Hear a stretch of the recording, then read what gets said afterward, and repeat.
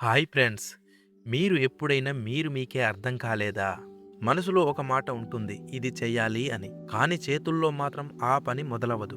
కొన్నిసార్లు మీరే మాట ఇస్తారు. ఇప్పటి నుంచి నేను మారిపోతాను అని. కానీ కొద్ది రోజుల్లోనే మళ్ళీ పాత అలవాట్లకే వెళ్ళిపోతారు. ఇది బలహీనత కాదు. ఇది ఆలస్యం కూడా కాదు. ఇది ఒక చిన్న గందరగోళం.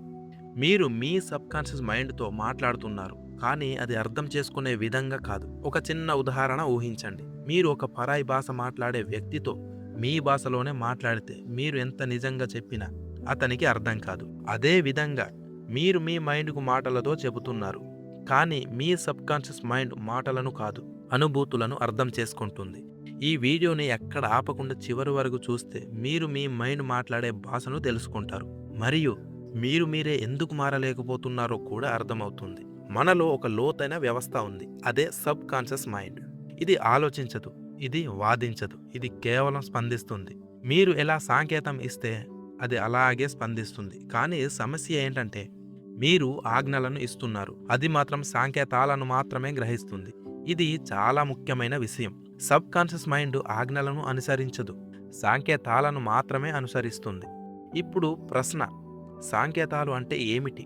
మీరు ఎప్పుడైనా ఒక చిన్న అపహాస్యం ఎదుర్కొన్నప్పుడు ఆ సంఘటన చాలా కాలం తర్వాత కూడా మీకు స్పష్టంగా గుర్తుంటుంది. ఎందుకు? ఆ సమయంలో మీలో కలిగిన భావం బలంగా ఉంది. అదే సంకేతం. మీరు చెప్పిన మాటలు కాదు, మీరు అనుభవించిన భావమే మీ మైండ్కు చేరిన సందేశం. ఇప్పుడు ఇంకొంచెం లోతుగా వెళ్దాం. మీ సబ్ కాన్షియస్ మైండ్ 3 రకాల సంకేతాలను బలంగా గ్రహిస్తుంది.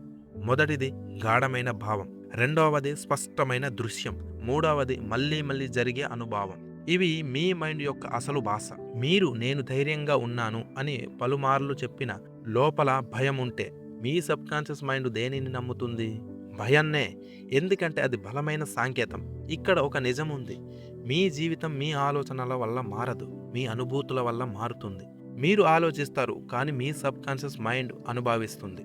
మీరు నిర్ణయం తీసుకుంటారు, కానీ అది స్పందిస్తుంది. ఈ రెండింటి మధ్య తేడా వల్లే మనలో చాలా మంది ఒకే చోట నిలిచిపోతారు.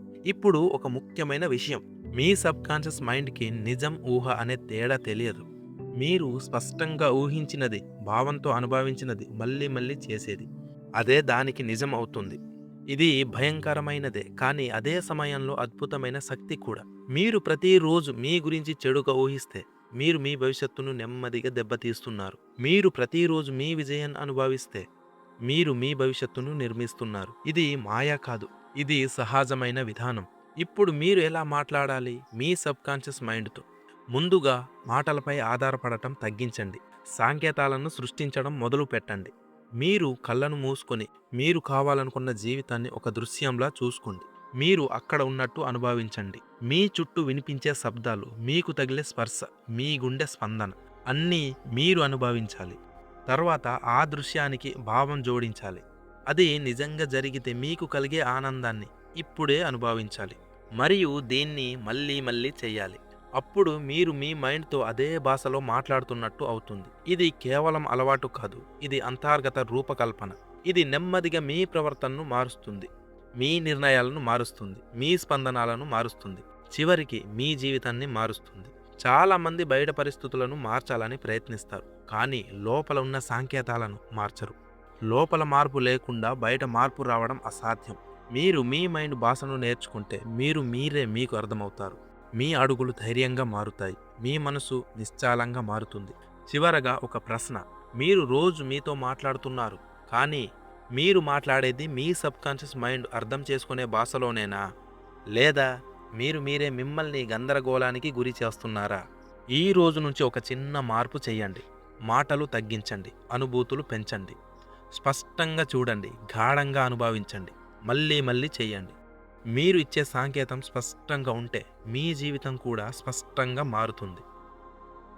ఈ వీడియో మీకు హృదయానికి దగ్గరగా అనిపిస్తే దయచేసి ఈ వీడియోని లైక్ చేయండి, మీ స్నేహితులతో షేర్ చేయండి, మరియు కామెంట్లో ఇలా రాయండి, నేను నా మైండ్ భాషను నేర్చుకుంటున్నాను.